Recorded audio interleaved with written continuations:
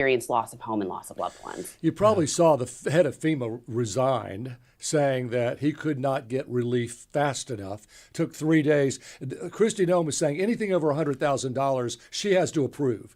And so he couldn't get in 3 days enough help. And some FEMA people took a week to even get to the flood problem.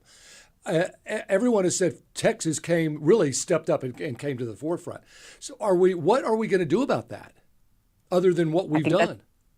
That's a great question. There is a select committee that is formed in the Senate side. There are hearings coming up. I think the frustration that folks are feeling is, why can't these politicians pull it together and meet the needs of the people on the ground who are suffering? And I feel that same frustration. I wish that this had been our top priority and that we had demonstrated that to the public of Texas by putting it on the Senate floor first. Mm-hmm.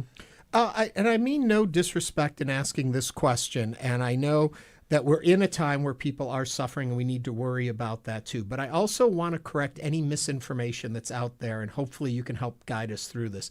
The understanding that there was monies made available to put in these kind of warning systems, and that the state of Texas did not, I'm not even sure it's that they didn't receive the money. They didn't use the money as should be, but they held on to it and didn't return it to the federal government because they didn't want it going somewhere else. We could have potentially had something in place when this flood hit. Is that true or not true? I want to be careful and make sure that, I only comment on things that I truly understand the details of as well. And we are processing a lot of this. I think what I can point to that is viscerally relatable to Houstonians is, how many times have we had a disaster and there was no special session called? How many times have we had our homes ruined by a natural disaster and we're still waiting on FEMA money? How many dollars did we see get tied up in the GLO recently when folks desperately needed this? So as a Houstonian, I struggle with the legislature's response to natural disasters in the first place and our level of preparedness as communities across the entire state. So then what are they hoping to accomplish? What are you all hoping to accomplish during this special session when it comes to this particular area in the disaster relief? What can they actually do? Well, my goal as a public health nurse and as somebody who cares deeply, and everyone's hearts are broken. We lost people from Senate District 15 as well. And I think everybody across the state was touched by this event. We want to know what went wrong. How can we do it better next time? Do we need to invest in things like sirens? Do we need to be thinking about engineering solutions? We need to be very realistic about acknowledging the fact that weather is changing. Whether you want to talk about climate change or not, the weather is changing. And our level of preparedness needs to be increasing, not decreasing. And so we want to see measures put in place, money sent out efficiently and quickly to the communities on the ground. And we want to see less damage during the next disaster. Yeah. I want to remind everyone, if you want to join the conversation and talk with the senator, you can give us a call, 713-440-8870. We do have a call for you from Scott from Oak Forest. Scott, welcome to Hello Houston. What's your question? Hi. I guess my question is, with all the bandying about the word gerrymandering in this special session, am I wrong? Isn't gerrymandering illegal? I think the Supreme Court said it's okay. So that's a great question from Scott, and I'm quite sure you're a constituent if you're calling from the north part of the district.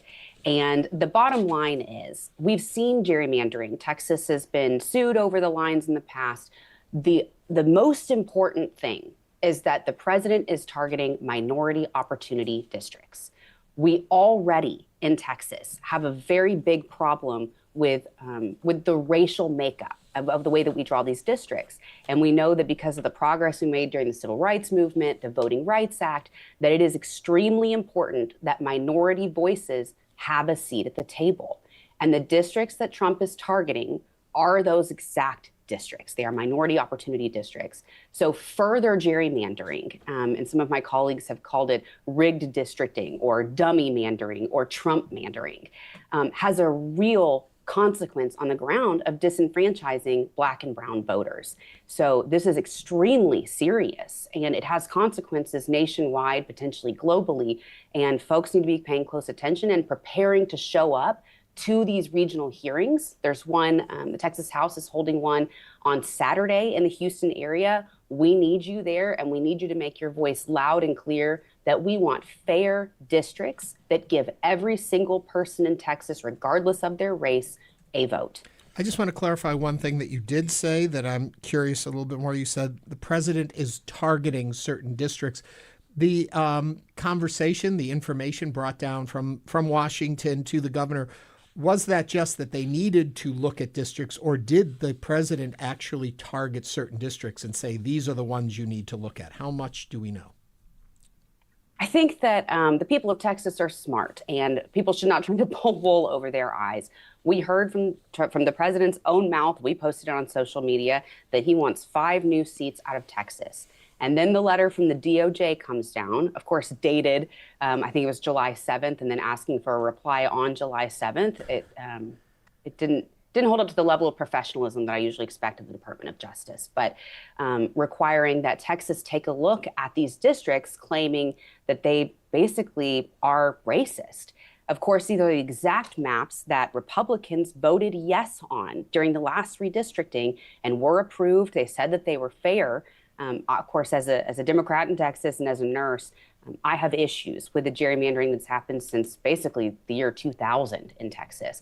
But the important thing to note is Republicans supported these maps, and all of a sudden now a Republican administration is claiming that they are racist and need another look. We're talking to State Senator Molly Cook. If you'd like to get in on the conversation, 713-440-8870. And we have also posted a new link for our YouTube page, so we're back and running on YouTube. Oh, that's good. There you go. I want to turn to a question about THC, and I want to go into your training as a medical professional. People may not know you are an emergency room nurse. From what I read, the first story I did in 1990 on hemp was interviewing a man in a wheelchair, and he was trying to push hemp through because the medicinal value to him as a paraplegic was strong and certain. It helped with pain, with muscle spasms, with spasticity, with depression, with anxiety. That bit of THC really helped his life. We have a governor who's a paraplegic. You would think that he would be, and I think he's tried to be, sensitive to those with disabilities. We hear a lot about veterans and PTSD. We don't hear a lot about paraplegics, and not just paraplegics. I have back issues myself. And CBD oil can do wonders for people with back issues. There is a medicinal point to this that Dan Patrick seems to be missing completely. You know, I think yesterday during the State Affairs hearing, they did take up SB 5, which looks extremely similar to SB 3. I heard a question before I signed on. With each new session, you always file new legislation. So even if we worked on this issue and weren't able to pass something and there was another special session, there would be a new bill filed at that time. But the State Affairs Committee took up SB 5. And I have to be totally transparent with y'all. A lot of what we heard was misinformation. The reality is that the level of rates of psychosis in society have remained stable despite massive increases in use of THC and cannabis. There is a ton of medicinal or therapeutic benefit to all of the cannabinoids, whether that be, CBD, THC, CBG, all of the different chemical compounds that can be derived from hemp and from cannabis. And I think you're right. The important thing, of course, is to protect developing young minds from any kind of substance that interferes with that. But autonomous adults need an option that's not an opioid, that's not addictive, that can help with everything from sleeping to, stimulating appetite to pain control, seizure control. There are a lot of therapeutic benefits of this plant, and an outright ban would be a slap in the face, frankly, to the veteran community in Texas. Clarify one point for me, though, in this again, is that my understanding at some point along the path was that it wasn't going after medical marijuana. It was going after recreational use of it. Is that still a separation, or have they become blurred? I think That's a great question. And medicinal versus therapeutic. So if you think about something that a physician needs to, see you and prescribe, that could be medical marijuana, things like even, dronabinol or things like that, that can help. I've given medications that are synthetic, even derivatives in the hospital. But therapeutic means that you can walk into a store. There's a fantastic veteran-owned store in our district, and they are wonderful. You can walk in there, have a conversation with somebody who's not a physician, but may be able to offer you a product that's going to meet your needs. And you can try it and see if it helps with your pain, if it helps with your anxiety, and go from there. So a little bit of difference between medical and therapeutic, but nonetheless, there are benefits to this plant. People want access to it, and they deserve it. Senator Cook, I do have a question. Is this one of the few times that you are in lockstep with the governor in saying, we want to bring this, the train has already left the station, but let's put some regulation around it? You know what I think is the most exciting thing is just being in lockstep with the people of Texas and how powerful people's voices were. I mean, the veto didn't come until the last hour after a ton of fantastic organizing, like you talked about, from small businesses, from just the general public of Texas, and of course, from our veteran community who have made sometimes the ultimate sacrifice for our freedoms. And they are telling the governor, this helps us. We need this. And we're tired of seeing people hooked on opioids. And I think that the governor responded to that. And that level of organizing and change making is extremely exciting to me. The people who support Americans with Disabilities Acts, those people have made so many changes, from accessible bathrooms and sidewalks and elevators and just everywhere you go, whether it's hearing impaired or visually impaired or people that can't walk where are they on this? Because it seems to me they should be loud and clear supporting this. I won't speak for any community. As a senator, it's my job to kind of take in and listen and everything. But what we have heard from every community in Texas with any kind of affliction or with any lived experience is we want all therapeutic options on the table. Why would we limit ourselves? And a lot of the misinformation that we heard yesterday was around cannabis being a gateway drug. There's no evidence of that at all. That use of cannabis leads to use of any of the other more harmful drugs. There was talk of it leading to psychosis. Again, psychosis levels have remained stable throughout the years. There is no lethal overdose level for cannabis. We don't see the type of carnage we do around motor vehicles with cannabis that we do with alcohol. So this is a more affordable option. It's less addictive. It doesn't have all of the horrifying side effects like respiratory depression that an opioid does. So every community in Texas wants access to all of the data-driven therapeutic options for them. And that's what we should do as policymakers. I don't want to belabor this point more than we already have. I do just want to get a little clarification, because this comes up too when we talk about this topic all the time, is that medically it is harmful to people. If you are taking it recreationally, they say worse than tobacco, that it has very bad harmful effects on us. Research, and we've talked about, we want to talk to someone who understands the research. You're the one. So tell me a little bit about what is the long-term impact of using these products? Not much. What I will tell you I see in the emergency department is sometimes very, very heavy daily use can cause nausea and vomiting, like cyclical nausea and vomiting that is retractable or basically can't be solved by normal medications. That's about all I've ever seen. And if there is some sort of psychotic issue going on, there was prodromal symptoms before, there's other type of multi-substance addiction and use, usually there's poverty, usually there's stressors.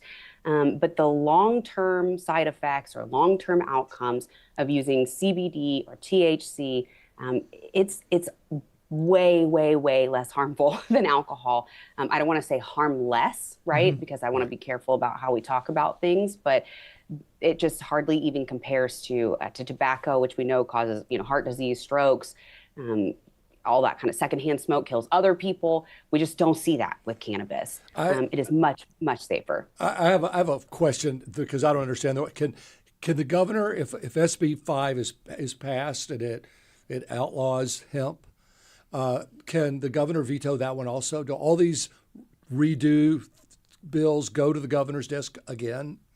Exactly the same process. Okay. And They then does it come go back to through you? They go to the governor's desk to sign. The one thing to note is if there is a special committee that they set up, that bill will still have to go through a standing committee in order to pass. So a special committee can't pass a bill. We're talking with Texas State Senator Molly Cook. Our number here is 713-440-8870. We're taking your calls and your texts. We have Jay from the west side of Houston on the line right now. Jay, what's on your mind? Yes.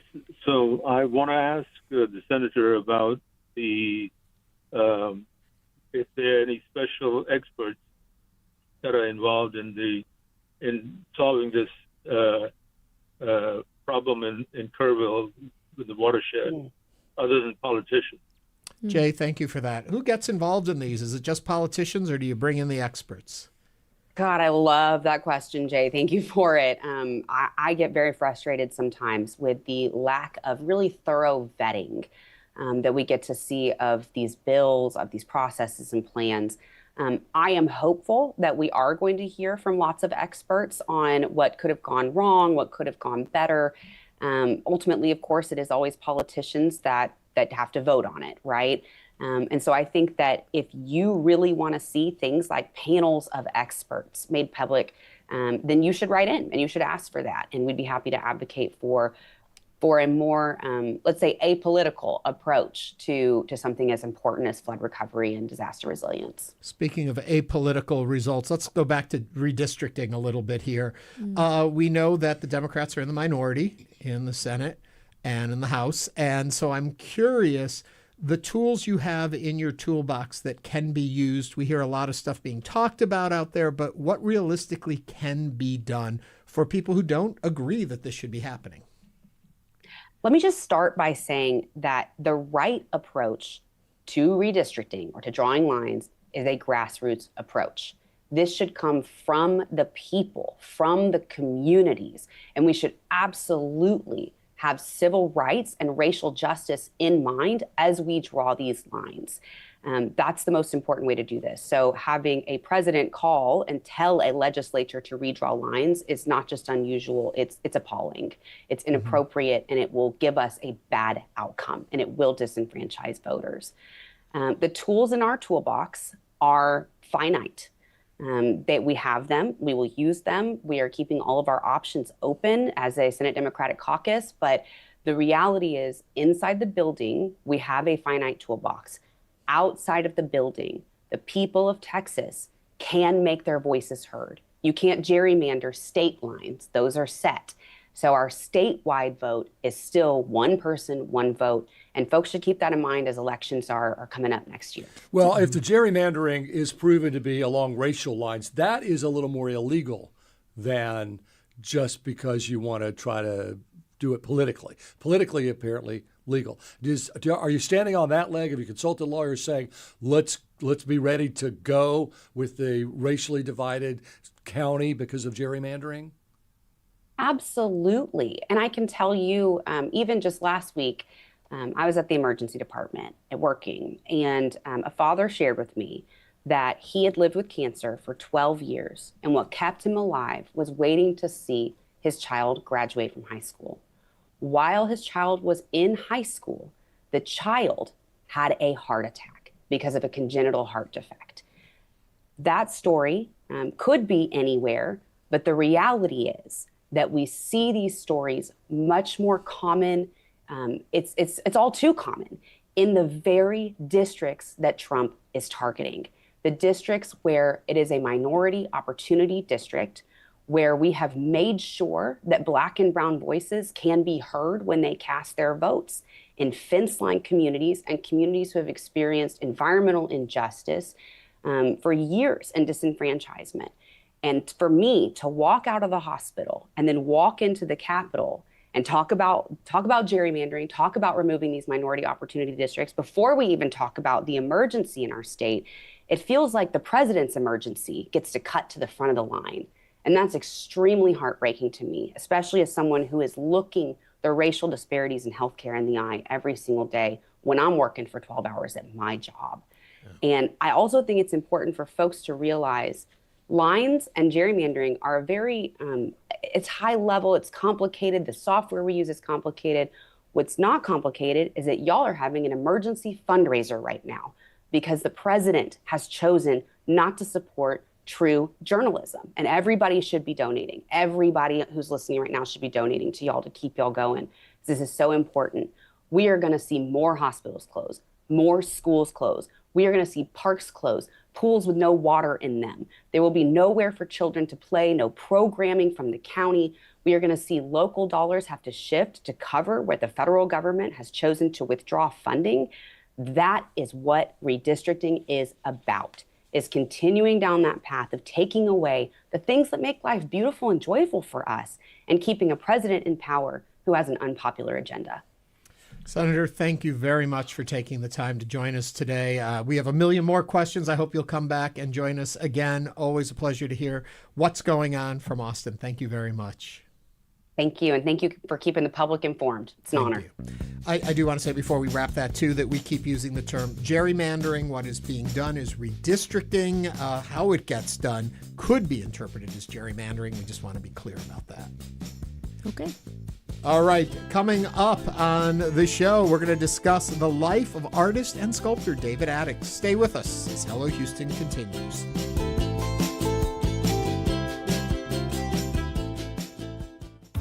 I'm Josh Adams, the new general manager of Houston Public Media, and we are here for one reason, you. I'm thrilled to lead this remarkable team dedicated to our mission of informing, educating, and inspiring everyone in the greater Houston area. And yes, these are challenging times, but together we'll meet them head on with bold ideas, honest reporting, and stories that matter.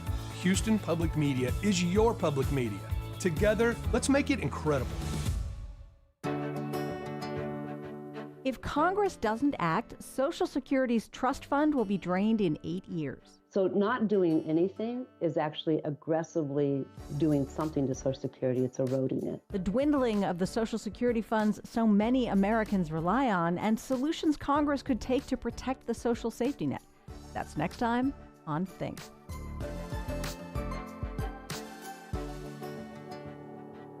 Think is on tonight at 10. You can't outrun a bad diet. A new study offers strong evidence that it's what you eat that's driving obesity, not lack of exercise. Our bodies obey the laws of physics, and so all of our body weight has to be a result of the energy that we've brought in with our diet and then the energy that we've burned off. I'm Mary Louise Kelly, the causes of global obesity, on All Things Considered from NPR News. You can hear it this afternoon. It's on at 3 o'clock. State Senator Molly Cook was just saying that we here at Public Media are having an emergency drive. That's exactly what it is. Federal funding for public media, including Houston Public Media, has been cut. For us, that's a $2.2 million loss every year, and that's why we launched the Resiliency Fund to protect the journalism and local programming you count on. So make your gift now at HoustonPublicMedia.org/donate. I'm Frank Billingsley here with Ernie Manouse. Yes, the Resiliency Fund is our way of meeting this moment together to continue providing the news, education, and local stories that shape our community. Every week, Houston Public Media delivers over 15 hours of Houston-focused programming through programs like Hello Houston with Craig Cohen, or Houston Matters with Craig Cohen, Hello Houston with Frank, myself, and Celeste. That's in addition to the trusted NPR shows you know and love. Your support today helps keep this local service strong and ensures everyone in our city can stay informed and connected. So please give to the Resiliency Fund now at HoustonPublicMedia.org/donate. Think about what you learned just by listening today. A story that changed your perspective, news that helped you make a decision, a voice that you wouldn't have heard anywhere else. All of it is made possible by listener support. And now with Houston Public Media's loss of federal funding, your gift to the Resiliency Fund means even more. Make your donation now at HoustonPublicMedia.org/donate or call us 888-909-0887. This is a pivotal moment, not just in the life of Houston Public Media, but in the life of our community. We need to have strong public media in today's world. So right now, your gift is doubled. Give to the Resiliency Fund right now, and your gift will, as I just said, be doubled, making your impact go twice as far for local content and news you rely on. Your generosity just got a super-powered sidekick. It's doubled. So if you were thinking about giving and haven't done it yet, do it right now. The impact will be felt twice as large on our station. Give now at houstonpublicmedia.org/donate or call 888-909-0887. That's great. $20 becomes $40, $100 becomes $200, $1 million becomes $2 million. If you become a sustaining member, it is doubled for an entire year. So keep that in mind at $10 or awesome. $20. Houston Public Media's mission is to be an essential source for independent local journalism, storytelling, and programs that inform, inspire, and engage all Houstonians. We've always operated leanly, but with federal funds now gone, the Resiliency Fund is critical to sustain that mission and our vision of a connected, well-informed community. Your gift, which is now being doubled, makes it all possible. Please give today at houstonpublicmedia.org/donate or call us at 888-909-0887. The Resiliency Fund is how we keep this work going strong despite federal cuts. Please give now. Stay tuned. There's more Hello Houston on the way with Ernie Manouse, Celeste Díaz Schurman, and Frank Billingsley. For the latest in local news, subscribe to the Hello Houston daily newsletter at houstonpublicmedia.org. Hello Houston is a production of Houston Public Media. The opinions expressed by the guests of this program are solely their own and do not represent the views of management, staff, or underwriters of Houston Public Media. This is News 88.7.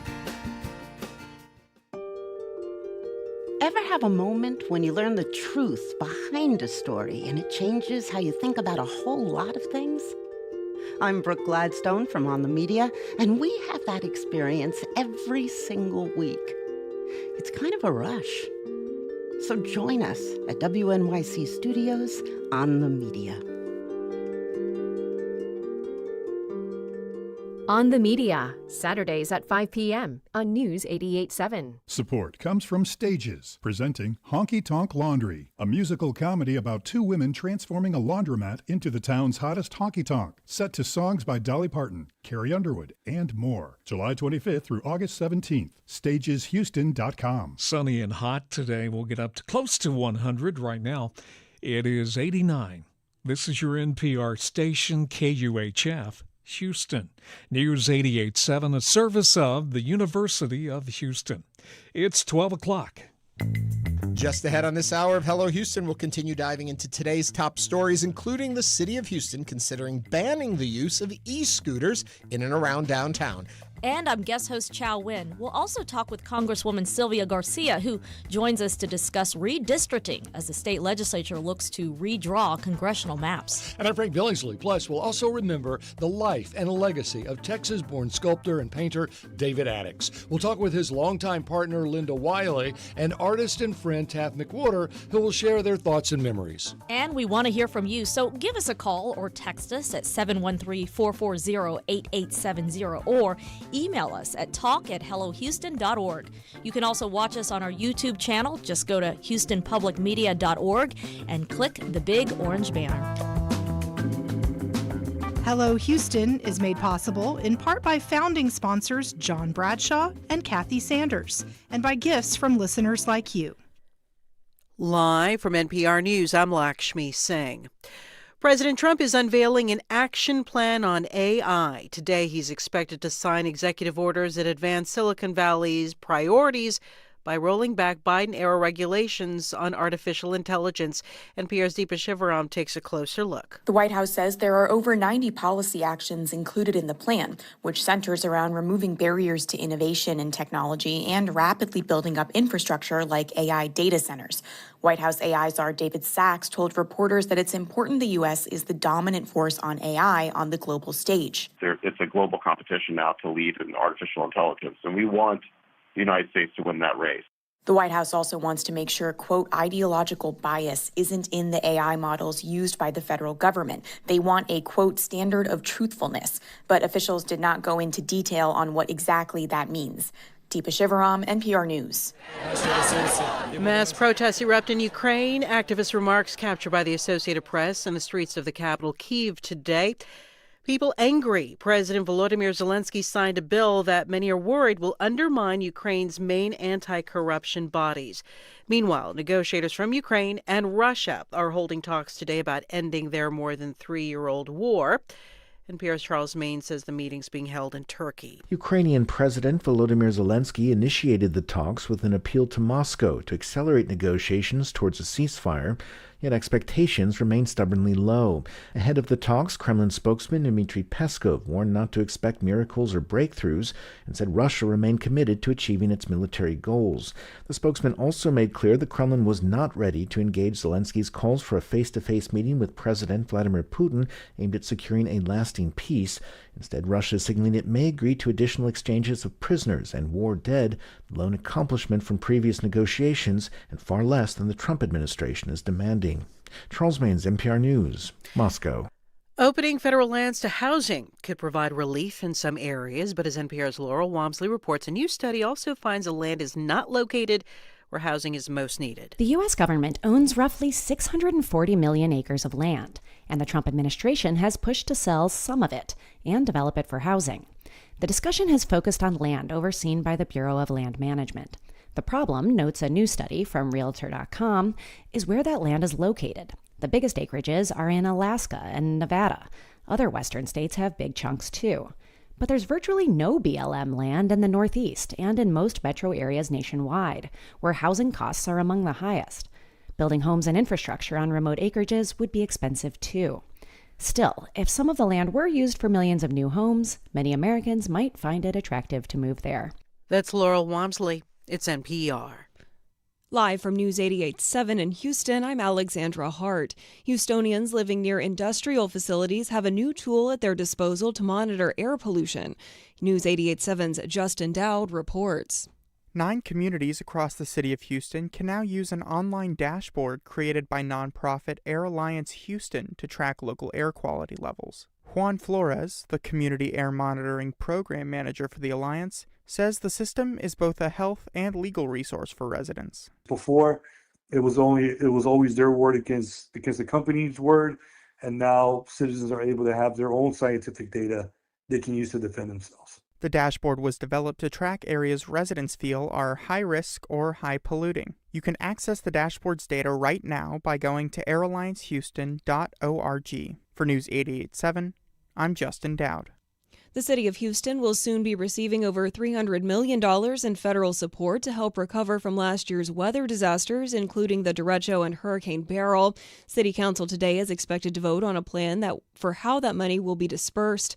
Over $150,000 are planned to go towards a power generation resilience program. A good amount of the money is also planned to go towards multifamily and single-family housing, but that topic has been debated heavily. A major cruise line says one of its ships is leaving Galveston, instead setting sail off the coast of New Orleans in the future. Carnival Cruise Line says the Carnival Dream will depart on a trip from Galveston for the last time in May of 2027. The Dream accommodates over 4,600 guests. Carnival says the move is largely due to a desire to increase business in the New Orleans area. And the National Hurricane Center is currently tracking a system off the east coast of Florida that could develop further once it winds its way into the Gulf. The Houston area is looking at a minimum of periods of heavy rain Friday and Saturday, but it could be more. Forecasters are giving the system a 10% chance of developing right now. Currently 89 degrees here on the UH campus, high today near 97. I'm Alexandra Hart, News 88.7. Support for NPR comes from NPR stations. Other contributors include Progressive Insurance. Progressive is looking for individuals in a variety of career fields who want to help build a culture of inclusiveness. More information, including application, at progressive.com/careers.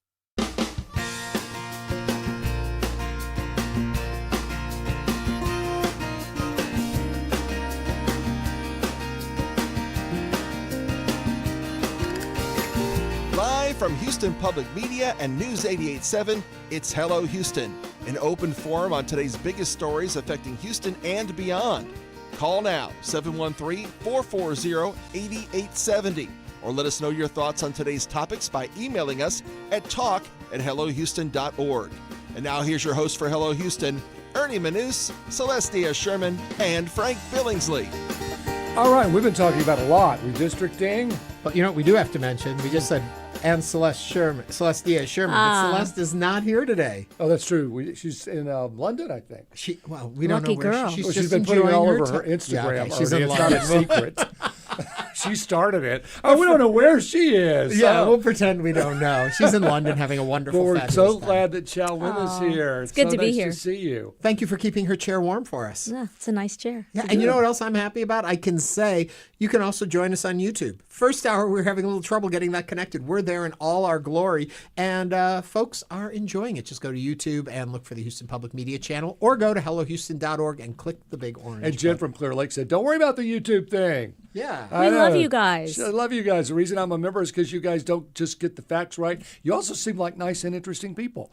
The only thing better than being right is treating people the right way. You guys manage to do both, which is a rare accomplishment these days. Hardest part of being a member is deciding which show to donate during, because there's so many people doing a great job and a limited amount I can donate. Thank you, Jen. We appreciate that. Jen, a couple things. One, yes, we are asking folks to donate right now, but it's not our regular campaign. It's because, as we know, funding got cut, and we're needing to make up that missing surplus.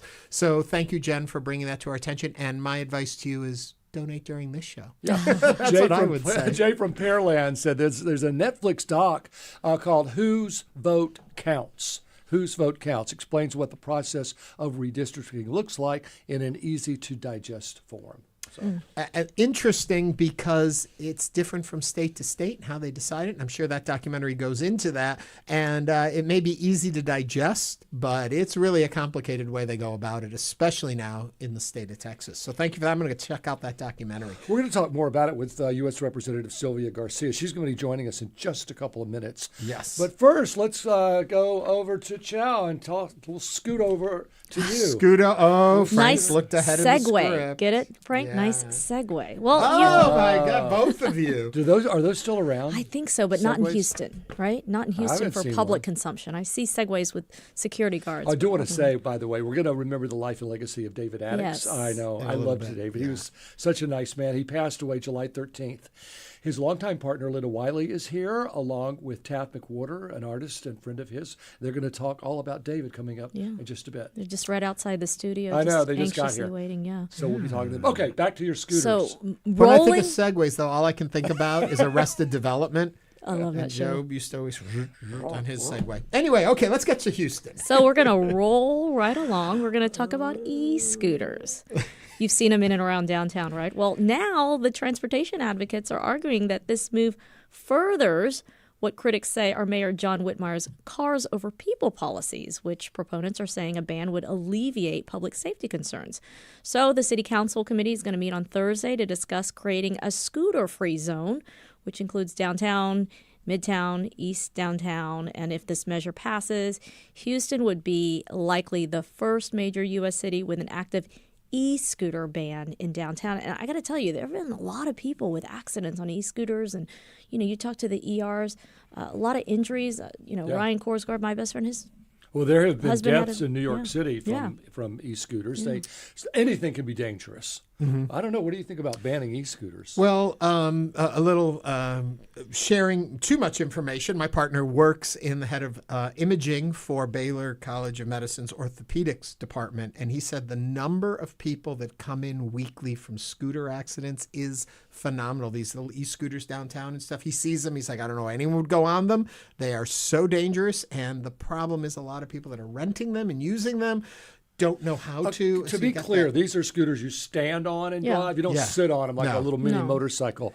That alone would drive me. So I could never do it. Well, I bought one for myself a few years ago, and I went very, very slowly. But I can see how you can get in an accident because it's not that you can't be skilled in driving them. It's that you're hitting a bump in the road, and then you crash and burn. And it's making the ER, those people very, But very you make busy. a point, too. You bought one. which means you have one, which means you can regularly use one so you learn how to do it. Correct. But a group of folks who are downtown say, hey, let's rent a bunch, and they get on them and they start flying around. They have no training. They have no understanding of it. They don't know the dangers of it often. You're not wearing helmets, so head injuries could happen if you hit the concrete. I know when my mom just collapsed and hit the concrete, the damage it caused and the amount of time we were in the ER. Imagine folks moving at fast speeds, the broken up concrete and all that. And I'm not seeing it. I'm looking at a bunch of them online right now. There's not a single mirror. So that if you're riding along on your e-scooter to try to see what's behind you or to your side out of your peripheral vision, how are you going to do that? You know, it's 713-440-8870. Call us. Do you rent these? Do you enjoy them? Do you think, wow, you folks, you're all off base here. These are wonderful and we should have more of them in the city? Or do you agree with us and think these seem pretty dangerous and maybe there's better ways to get around our city? I'm curious what you think. 713-440-8870. But so Chow, have you continue to ride around on yours? So no? I have to tell you, I was very cautious. I bought this as a Christmas present to myself several years ago, and I thought, it'd be fun to ride around the neighborhood. I did it once. Yeah. Because I was really concerned about the streets, and they're bumpy, and I'd already heard, some friends of mine were injured just getting on a scooter, riding the streets of the city. Well, it's tough enough driving around Houston in the bumps. Although I will say I drive Westheimer a lot, and I'm impressed. They've gotten Westheimer really nice and smooth, amazingly. They've done a really good job. They're not done, but they're getting there. In the Montrose, it's a lot better, and in Midtown, it's a lot better. So maybe they should put in a bike lane, Frank. Maybe a bike lane would help, or just a scooter lane. But scooter-free zones imply that they might be harmful to the public. Right? So that if you're in this scooter-free zone, a scooter is not going to run into you, a child. Right. There'd be no scooters in this area. So clearly there has been an issue in our city about scooters not only injuring the person who's riding it, but maybe injuring the public. Well, and if you are driving, there's so much to watch now that a scooter, and I don't know about scooters, but I know bikes have a way of going in between traffic and motorcycles especially. And it's legal to do that. So that can 713-440-8870. Stephanie from Washington Heights is on the line. Stephanie, what are you thinking about these scooters? I just want to make a comment that, so I live close to downtown, and I tend to go there a lot, sometimes over the weekend. As soon as it hits like 9 p.m., starting from Thursdays, it's these younger kids. They're like in their early teens, and it's a joyride thing for them. And they're riding the scooters up until the early hours of the morning. And I've seen so many near accidents because it's just this fun thing, and they're going at top speed. I really think it's a good idea that they shut the whole thing down. Yeah. All right. I think, Stephanie, you're in the same camp as we are on that one. Thank you for calling. 713-440-8870. We're interested in what you think. Give us a call or text us about it. All right. My British computer guy says they go way too fast, upwards of 20 miles an hour. And Alex Garza, she says the roads downtown and around Houston are not bike scooter friendly. I wear my helmet and a reflective vest. Nicole Levy says a lot of the scooter use I see downtown is late at night, just like our caller said, often when I presume some alcohol is involved. Well, keep those comments coming. Yeah, we'll be following along. All right, let's move on. Yeah, let's move on. We've been talking about redistricting and the controversy around it and some of the protests and outrage. And right now we're being joined by our congressional Representative Sylvia Garcia. She represents the 29th District. She is joining us now because we've been talking about what the Democrats can do and what they've promised to do in the wake of the special session and congressional redistricting. Senator, State Representative, Congresswoman Sylvia Garcia, thank you so much for joining. It's so good to see you, a fellow social worker, again. Well, thank you for having me, and it's been between meetings and a lot of things here, but obviously for us, Democrats from Texas, were very concerned about the misplaced priorities of our governor. He's got, I think, 18 items on the agenda, at the very beginning, it's about flooding and flooding alerts and what we can do to fund, mitigate, and that's what he should be doing, because Texas is still grieving. Texas is still hurting. We're still seeing some funerals, and we're still seeing, some services and memorials for the many children that died as a result of the flooding in the hill country. But instead of being focused on flooding and saving children and putting people over politics, no. He takes a call from Donald Trump, who I call the felon in the White House. He takes a call from Donald Trump. Donald Trump says, I want 5 more Republican districts coming out of Houston because we're concerned about how we're going to do nationally in this midterm election. So you need to add to your agenda in the special session, an item on redistricting. And when Donald Trump calls Greg Abbott, he just asks, how high do you want me to jump this time? So here we are in the middle of a special session that should be about people and not about politics. And we're going to be facing hearings beginning this weekend. And we're beginning to face them, you all, without having maps. They haven't released maps. Mm-hmm.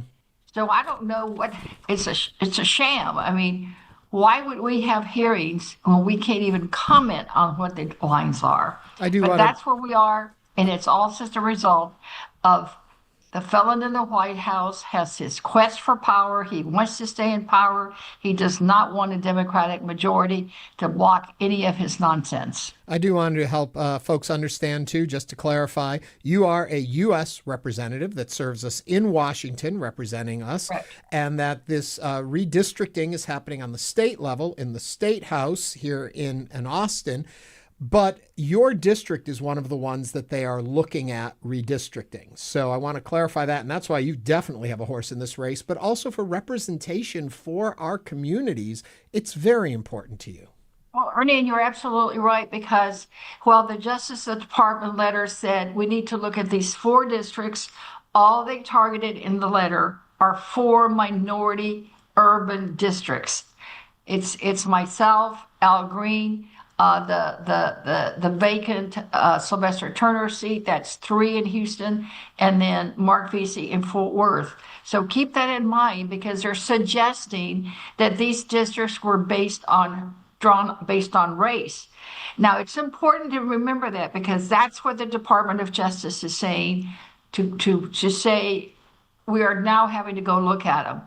In the meantime, and Abbott is agreeing with him, he's added it to the session. In the meantime, the state is in El Paso as we speak on a case from the current maps, and they're in court. Abbott and all his witnesses are saying, oh no, we didn't do this based on race. Everything has been, race blind. So in court, they're saying, oh no, we didn't do it on race. But then when the felon in the White House calls, they say, oh, okay, we'll do it. Mm-hmm. So they're really talking from both sides of their mouth. But more importantly, too, people need to remember, we learned this in civics class. A redistricting comes after every census, every 10 years. This one they're doing in the middle of the decade at 5 years, which is almost unheard of. And currently, we're the only state in the nation doing it in the middle of a decade. The last time it happened, I think, was in 2003 when Tom DeLay withdrew districts and created all the big changes.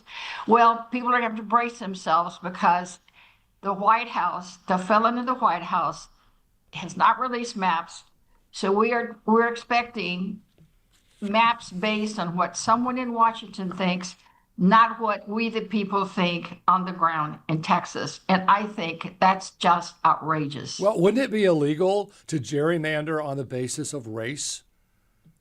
Well, it depends. And a lot of it has to do with the Voting Rights Act and whether it's a protected district or not.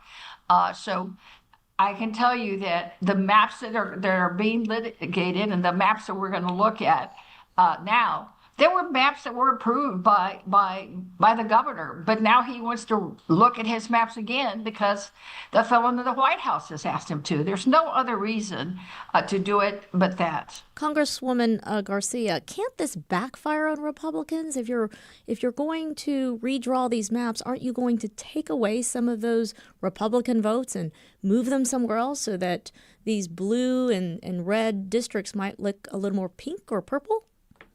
Well, you're absolutely correct, and that's the risk they run. And we hear, and there was a report recently, I think it was yesterday before yesterday, in the Texas Tribune, where they recount the story of how all this evolved. It says clearly that Republicans generally, and even some of the members up here told us after they had their meeting up here with the White House folks, that they weren't really keen on it because once you go in there and look at these 4 districts, any changes impact all the districts about it. It's like a domino. It goes from these lines to these lines, and before you know it, they're looking at the whole state of Texas, and whoever may be your member of Congress now may not be your member of Congress when you go to the ballot box to vote for him or her in November. Yeah. This is seen as many as a pretext to go in there and change districts, and that in fact they're going to look at and making changes in the Rio Grande Valley, in Austin, in Dallas, and other places. So you're absolutely right. It's a domino effect, which means it puts everybody at risk. They'll take Republicans from a Republican area to make a new Republican area. So that makes a positioned Republican district less Republican, which means it's in play. It's competitive. They're trying to build up. And trust up. me, the Democrats will go after every competitive seat, and the Republicans know that. So they're a little apprehensive about this. It's basically the theory being that if they can get more Republican seats from Texas and across the country, wherever they can, it increases their numbers in the U.S. House of Representatives, therefore giving him stronger control there and more of a voice for the Republican Party, not necessarily reflecting the people. It's a power play. It's a power grab. Because remember, we're currently 219 Republicans and 212 Democrats. But on many votes, the big ugly bill, the one that strips 17 million people from health care and millions of hungry children without food through the SNAP program, the cuts that they're making to Social Security and Medicare, that big ugly bill was won by 1 vote. Mm-hmm. Right. Well, we've had others where we've been tied. It's always close because there are always 1 or 2 Republicans who may vote on the Democrat side. So he wants 5 more to ensure there's enough cushion to always win, and more importantly, to offset losses that they're expecting in other areas of the country. Because in the midterms, the party in power always loses seats. I mean, that's just the way things work out in politics, because there's not a presidential nominee at the top to drive votes. So there's less votes, so the minority party makes gains. So they want to make sure they can offset those, because the last thing the felon in the White House wants is a Democratic controlled House, because then we would block all his initiatives. We're talking to U.S. Representative Sylvia Garcia. If you'd like to join the conversation, 713-440-8870. Congresswoman, they say, and this is, I guess, as much a comment as a question, that the blue states will try to counterbalance by redrawing so that they get Democratic districts drawn to balance out the Republican districts. But what we're losing sight of is that in Texas, we would lose Democratic voices like yours if this is successful. You're absolutely right. And, I've seen a map, and of course, it's not the official map because, again, it's not been released. We're actually going to do hearings without maps. Had me my district going all the way to Orange, Texas. Oh, that's you're in kidding. the border of Louisiana, y'all. Y'all know where Orange is. Mm-hmm. And I told them, my district now and the people that I represent have nothing in common with Orange, Texas, except that on Go Astros days, we do wear orange. So let me ask you this. Okay, but they can do whatever they want to when it comes to gerrymandering, and they might, you all, because the governor has the votes. The Republicans control the Senate. The Republicans control the House, and we may end up maps that look like, a piece of bubble gum in its bad day. Who knows? But you're absolutely right. In California, Minnesota, Washington, New Jersey, New York, all those governors have said, hey, two can play this game. If y'all are going to do that in Texas, well, we might do that in our states.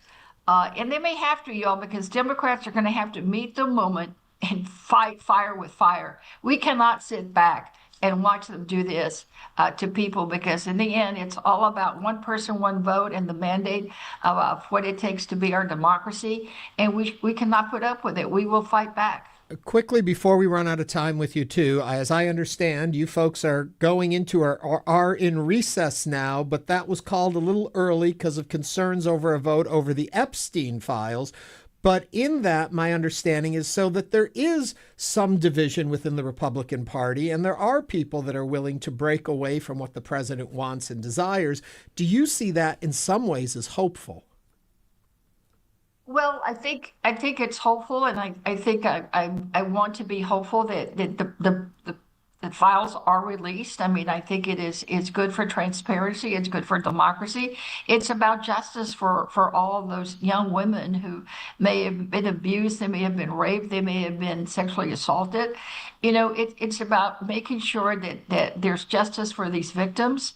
And in the end, it's like he campaigned on it for 4 years, promising everyone that one of the things he was going to do on day one, like so many other things he was doing on day one, was to release the Epstein files. Now, who knows what they're trying to hide? Who knows what's been redacted, what's been stapled and mutilated, until we see the files. And they need to be the FBI files. I don't know that a court is going to release any grand jury testimony. Often it's not their practice to do that. There's got to be really good cause to do that.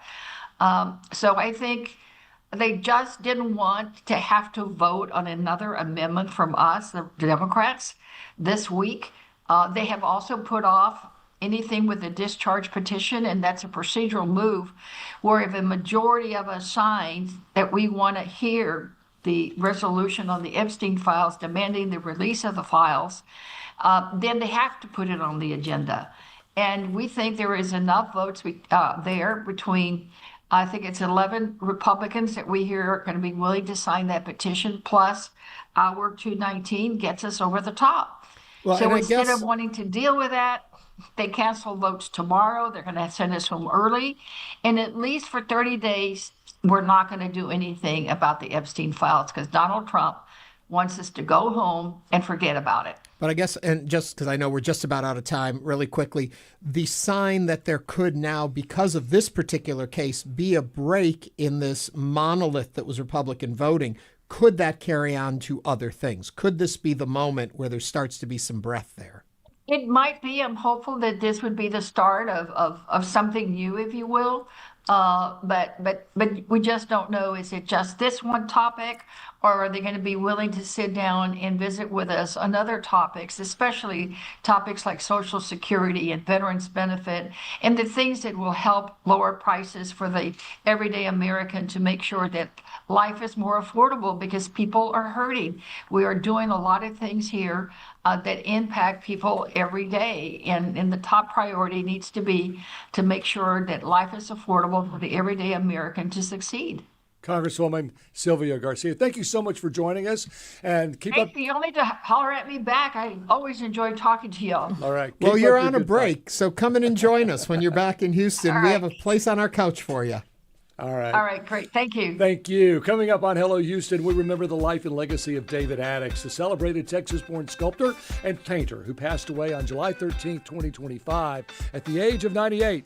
His longtime partner, Linda Wiley, and artist and friend Taft McWhorter will share their thoughts and memories. This is News 88.7.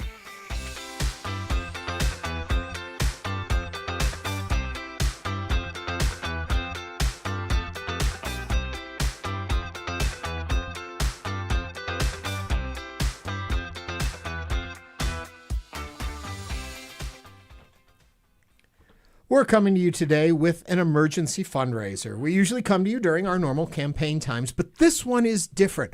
Federal support for public media has been cut, and Houston Public Media needs a stronger foundation for the future. It wasn't just a cut in a planned giving. It was money that was already allotted and has been taken back. All the plans we made for that money are still in place, but we need your help. The Houston Public Media Resiliency Fund exists to protect the essential news and programs you count on, especially in these trying times. Right now, that mission depends more than ever on individual giving and strong local partnerships. So your gift today helps us stay on the air tomorrow and the rest of the days after that. So give now to the Resiliency Fund at houstonpublicmedia.org/donate. I'm Ernie Manouse here with Frank Billingsley. Well, thank you, Ernie. This is an emergency fundraiser. Houston Public Media has lost $2.2 million a year in federal support that was already promised to us. It was just clawed back.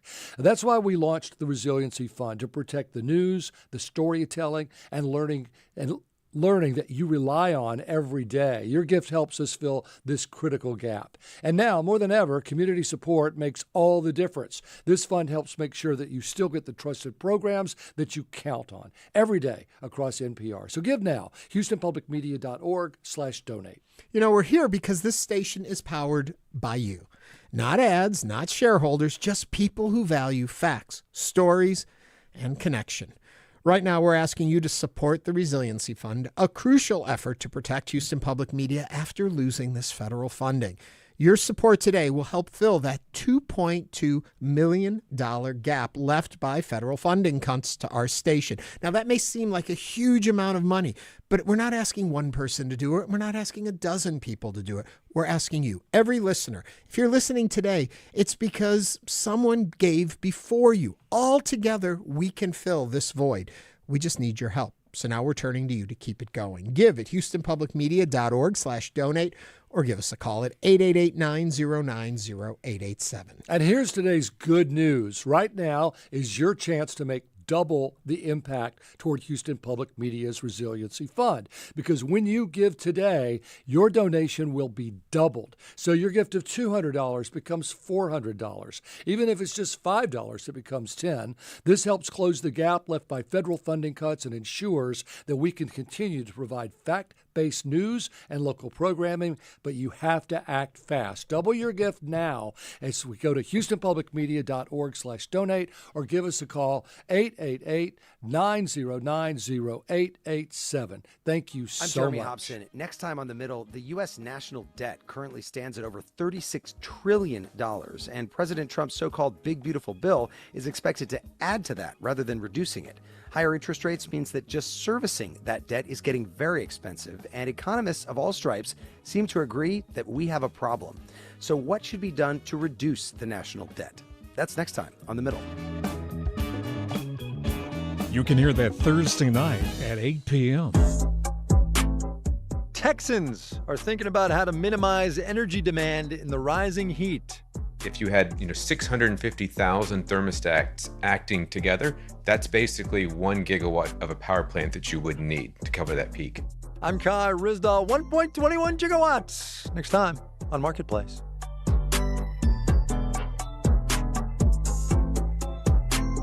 You can listen to Marketplace. Coming up tonight, it's on at 6:30. This is Ira Glass. On This American Life, sometimes we just show up somewhere, turn on our tape recorders, and see what happens. If you can't get 7 cars in 12 days, you got to look yourself in the mirror and say, holy, what, are you kidding me? Like at this car dealership, trying to sell its monthly quota of cars, and it is not going well. I just don't want one balloon to a car. Balloon the whole freaking place so it looks like a circus. Real life stories every week.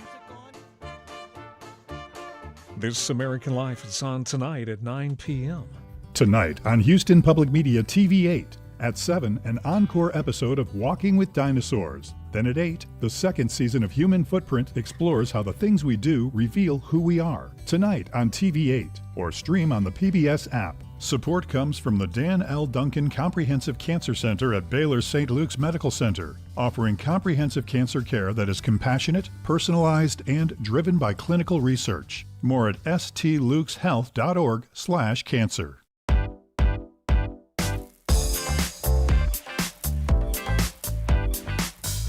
And now back to Hello Houston. To comment on today's topics, call or text 713-440-8870 or email us at talk@hellohouston.org.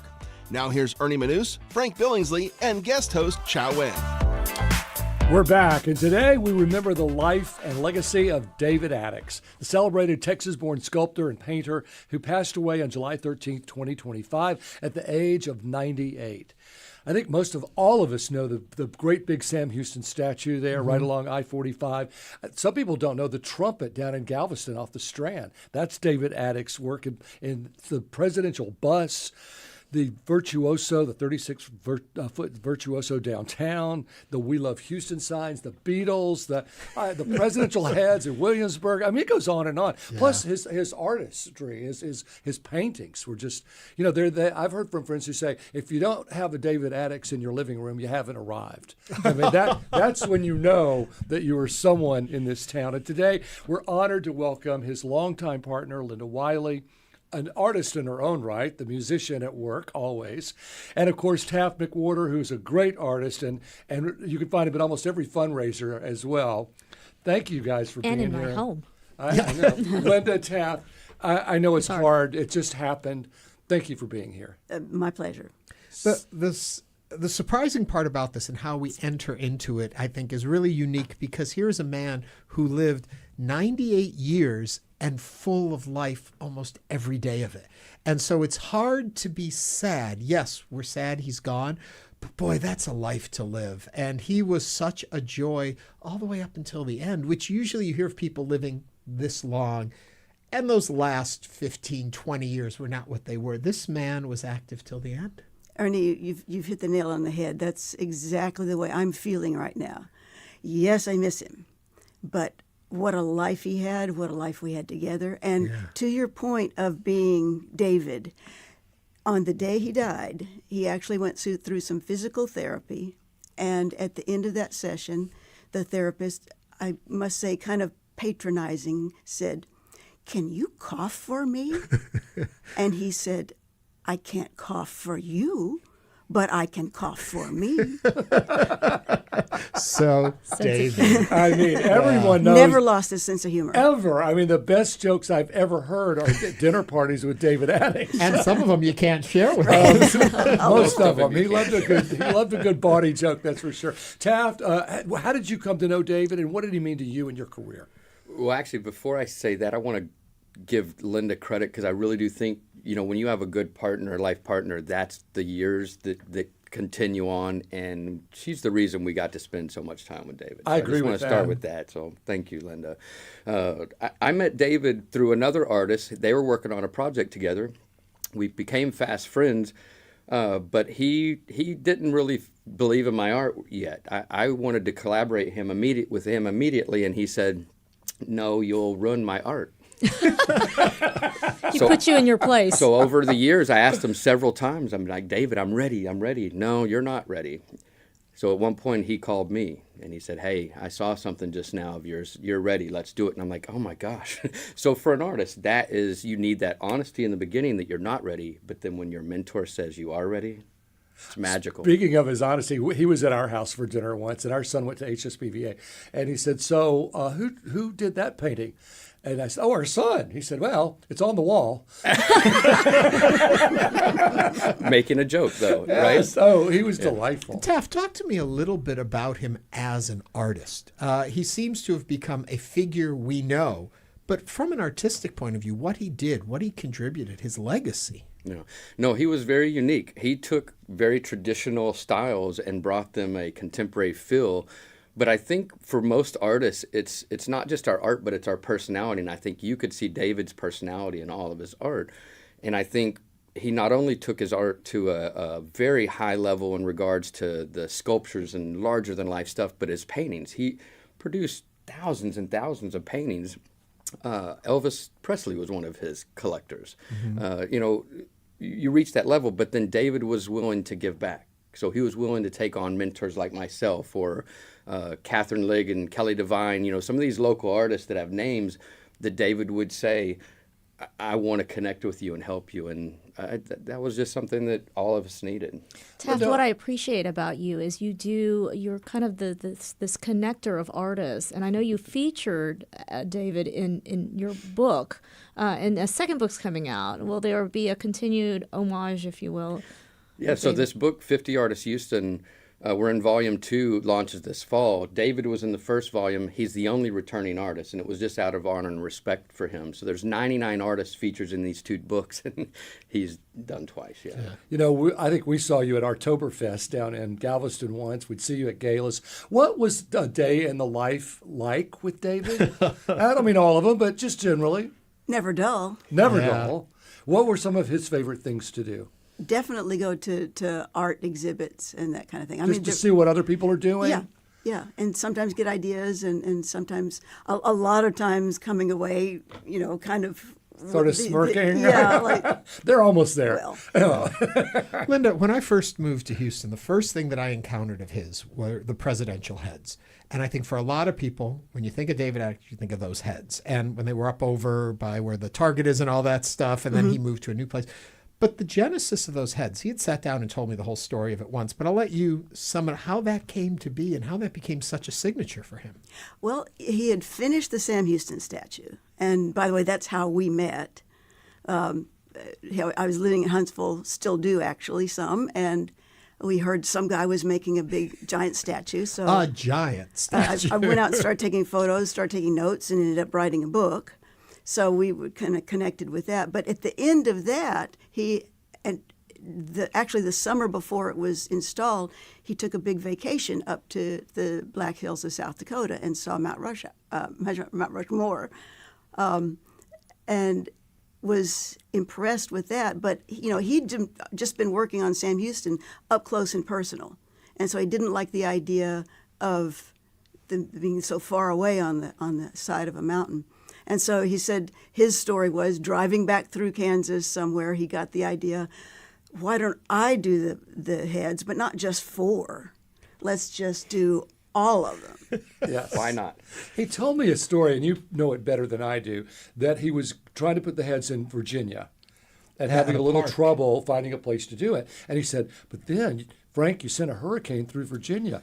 I think it was Isabel, and it cleared all the land, so I got to put the heads up there. That's a God thing, Frank. Yeah. No, I'm taking credit to this day. But he seemed, I think when you're David Adickes, you do have a lot of luck on your side, just happenstance. I told him time and time again he led a charmed life. He really did. He really did. Obviously, he had you in it. Well, if you have memories, stories you want to share, or even your impressions of his work, please give us a call right now at 713-440-8870. I remember just going up to the warehouse one time and just wandering through the heads and getting pictures in front of them. It was just such an amazing experience. He told me when they moved to the newer location down on the east side of downtown, the giant Charlie Chaplin that he put up there, and why he put it there, because he wanted to show these films and he wanted to inspire the next generation of the artistry he thought was being lost in Charlie Chaplin films, and that giant Charlie Chaplin would be a beacon. Yes, he actually had the idea of not just having the statue, but inviting kids to the studio. I mean, this was a junky warehouse industrial place, and having them watch Charlie Chaplin films on Saturday mornings. Yep. It was just a brilliant dream. Never realized, but a great dream. But great dreams and great stories to tell. And exactly. It reminds me, and every time I would see that statue, I would think to myself about, wow, children coming together. But the idea of preserving the past and moving it into the future. So he was not someone who ever lived in the past. He always was looking forward. And I think that's what's so wonderful about him. I went up and saw his studio. He had bought his old high school, if I'm correct, the high school in Huntsville. And we went up there and spent a day looking, and he was working there and had galleries there. An amazing thing to do. Yep. I love that story. So my favorite is the George Bush statue with the jacket over his shoulder. It's at Bush Intercontinental. Yes. A lot of people don't know that's a David Adickes statue, and they see it every time they go to the airport. That's my favorite. What is your favorite? I got the cello, the virtuoso downtown. Downtown with the... Because I love the Lyric whimsy. Center. It is very whimsical. And I guess it's a cello. What is it? It is a cello. Cello, yes. But, it's disconnected. Yeah. You know, and just that dynamism of having those different parts just kind of out there, but not a real person, but almost a real person, but caricature. I mean, it says so much to me. He told me the story of when he met Salvador Dali, and he said Salvador Dali was a big smoker, and he had very bad, and you'd ask him a question, and he'd take a big deep breath, and have those eyes, and that's where he got those eyes from, because he was trying to hold his breath. How do you think we're going to remember David Taft? Oh, such a good question. I think all of the memories that we're going to share, all the ripples in the water of the artist that he affected. One of the things is that there's still art out there of David's, and there's this living legacy that the art will be still placed in all these different places. There's still things available. David and I were working on collaborations that will be released at some point when the time is right. So a lot of these things are going to continue to show David's work, talk about David, put him in books. So I think he was loved by so many. That's our places to do that for I know you have a website people can go to. Yeah, so I actually put a page on our website that's a tribute to David, and so it shows pictures of us and Linda and events that we were at. But it also shows this one photo of David and I 18 years ago. And so we both look pretty young, and I don't know, it just kind of shows how long. What is the website? It's taftmcwhorterart.com. Taft, I wanted to ask you about something. I'm curious. You mentioned earlier that David was a mentor to you. What was that mentorship? What did that mean for you, and what's your biggest memory of that, takeaway of that mentorship? Well, his honesty, for sure. He was such a good... Anyone that loves you is going to tell you the truth that you need to hear. And David was very good at that. But he was also very good at letting you grow at your pace. And so he would come in and he would give all kinds of suggestions, but he never said, you have to do it my way.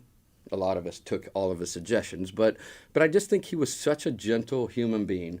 And with that, I want to segue to his jokes. That you keep talking about his jokes. Anyone that ever met David, you got at least one-line joke. And if you met David and were around him a long time, you heard jokes after joke. And that's all he wanted to do, was have you smile at what he was telling you. And so I think his art was like that too. His mentorship was like that too, that it made him happy to see us understanding what he was teaching us and putting it into practice. I want to go back to the virtuoso and the way he saw the world that made him so successful at what he did. He didn't see it like all the rest of us did. To be able to create that piece that was disjointed, yet we looked at it and we filled in the missing pieces. How did he see the world around him when it came to his art? That's a good question. I don't know that I can answer that, but going along with what Taft talked about too, it's just... My take on it is it was never angst-ridden. It was always happy. Mm-hmm. The colors he used, he was very much into color. Which a lot of people don't realize, because so much of it are those concrete heads and things like that. And you think of them, or the plaster heads. You don't realize a lot of it is color. Oh, the paintings are all color. And bold, not pastels, bold colors. Right. But happy colors also. Yeah. We're not talking about blacks and browns and stuff. Just really vibrant, happy colors. A lot of red. A lot of red. He really liked red. But, then he would have these white birds in the paintings. And it wasn't anything really to do with birds. It was a splash of white. Yeah. Because he knew how to combine all those to get this rhythm to his paintings. Did he have any real training, or was he just... yes. He studied in France at the Atelier Fernand Léger. That's probably where he met Salvador Dali. Went down to Spain and said hi. Yeah. Well, I know that Picasso was a big influence on David, and so you talk about the virtuoso sculpture. It has a cubist type of feel to it, and a lot of his art did. The sculptures, not so much, some of them. But like the Beatles. paintings, the Beatles, so I think Picasso had a very big influence on what he did, but I don't think that he was ever trying to imitate Picasso. He was trying to be David all along, but it was this influence and this training that led to that. All right, you set me up. Yeah, perhaps the only Picasso influence was that Picasso was such an innovator. Yeah. And David wanted to be an innovator also. Taft, you set me up for the question. So what is the David Adickes voice, the style? Well, how would you define his work? Oh, I'm going to give you an answer that's different. Okay. As true artists, we don't want to be defined. I don't think David wanted to be defined. I do think he had styles, and I do think we'll remember him for the vibrancy and the sculptures and those kind of things. But I would bet that he didn't want to be defined. He continued to go back and do these Paris landscapes and things like that really spoke to him. But I really think he wants his work defined by his personality. I would want that. And any artist wants to live to 98, and when you're 97, you're still creating. Or when you're 98, you're still creating. As we wrap up, can I tell you a joke? It's a little bawdy. I don't know. Can you? It's not too bawdy, but he loved a bawdy joke. I saw him at a gala, and I had my prostate cancer, right? And I've been very open about that. And he said, we saw each other at this gala. He said, "So how are you doing?" I said, "Well, David, I had sex 3 times today." He said, "Oh, to be in my 80s again." He didn't miss a beat. Oh, yeah. It's true to say, he will be missed. It's hard to be sad because of such joy he brought to everyone and such a life he lived that should be celebrated more so than looked at with sorrow. But our hearts do go out to you, Linda and Taft, and those that are touched by the passing of him, but also all of those of us that were touched by his art. It was just wonderful. So thank you. Quite welcome. Thank you. That is Taft McWhorter and Linda Wiley, both celebrating the life of artist David Adickes, who left us at the ripe young age of 98. We should all have such spirit as we head to 100 years old, right? Oh, my goals. Yes. And that brings us to the end of this episode of our show. We're not going anywhere, Frank, because we got a little fundraising to still do. But we appreciate you all for joining us today. And glad we got that YouTube going. Yes, and Chow, you're going to be with us tomorrow again. Yeah, I'm aren't coming you? back tomorrow. Thanks Can't so get much. enough of us, huh? Do it again. Okay. Thank you for listening. You're listening to News 88.7 and Hello Houston. I want to make a movie about this. The Arts Hour brings you film, The themes in it are so far ahead of their time. books, The detail is amazing. art, There's all the personal stuff. theatre, Lots of singing and dancing and colours. music, The dance floor is made for dancing. and everything in between. I want it to be exciting. That's the Arts Hour with me, Nikki Beatty, I really identified with it. from the BBC. The Arts Hour, Friday nights at 9 on News 88.7. Support for Houston Public Media comes from listeners like you and from Houston Grand Opera, presenting their 25-26 season with Humperdinck's Hansel and Gretel and Rossini's comedy The Barber of Seville. Subscriptions and more at hgo.org. Support for Houston Public Media comes from listeners like you and from School of the Woods, founded in 1962, offering Montessori education from early childhood through grade 12. Enrollment is open now. More info at schoolofthewoods.org. Federal funds for public media have been cut, and this year's funding has been rescinded. This represents $2.2 million annually, or 10% of Houston Public Media's budget. That's why our station has launched a resiliency fund. Donations to the resiliency fund will be used directly to bridge the gap left by federal funding cuts to our station. Public media belongs to all of us, but it only survives when we all step up. So this is your moment to protect what matters to you. Now is the time to act. Be part of this bold step forward. Support the Resiliency Fund. HoustonPublicMedia.org/donate or call us 888-909-0887. I'm Frank Billingsley here with Ernie Manouse. Thanks, Frank. We just got a donation of $250 in memory of David Adickes for Houston Public Media. He believed in sharing accurate information, and he wanted the world full of art, and we do that here every day, hopefully. And tuning into NPR's radio channel is part of my morning routine, says one of our commenters. They rely on NPR for accurate reporting and programs that keep them informed. I also do the same with PBS every evening. Don't know what I would do without either of them. So we thank that donator for that comment.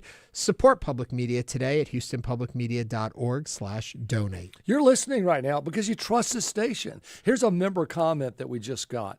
Very long-time listener who appreciates the literacy and honesty of what HPM provides. Thank you.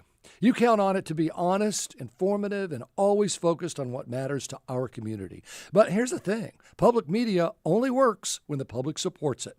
So especially now with those federal funding cuts, we're depending on Houstonians to help fill the gap. The Resiliency Fund is how we do that. So please give now, houstonpublicmedia.org/donate, or call 888-909-0887. We do have an incentive to help fill that gap. Your investment to Houston Public Media's Resiliency Fund is more powerful than ever right now, because right now it will be doubled.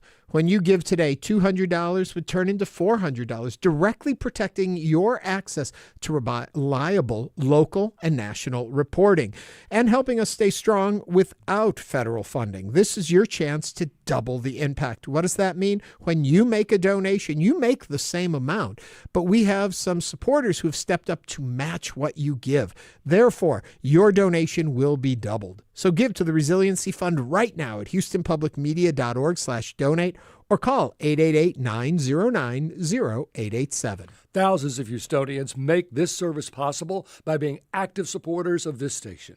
And if you've never given before, that's okay, because now's the time to join. Your first donation makes you a member and helps protect public media after the loss of critical federal support. Step up, make your gift, and help keep Houston informed, and know that today it's going to be doubled. So give now at houstonpublicmedia.org/donate or call us at 888-909-0887. As you know, Frank, and as you know as a listener, public media exists to serve communities first. That's why Houston Public Media's mission is to be the essential source for independent local journalism, storytelling, and programs that inform, inspire, and engage all Houstonians. With federal funding cut, we're turning to you for help to preserve this mission and to keep building an engaged, well-informed community that finds connection through public media. So support us now. Support the Resiliency Fund today. And remember, that will be doubled, whatever you can afford. Please make that donation now at houstonpublicmedia.org/donate or give us a call at 888-909-0887. It's easy, it's quick, and it will make a huge impact on our community and help us through this difficult time. Thanks for listening to Hello Houston. Join us every Monday through Friday from 11 a.m. to 1 p.m. to talk all things Houston. The Hello Houston production team includes Garrett Bowman, William Menjivar, Jen Altai, Todd Holslander, and Jim Kovacic.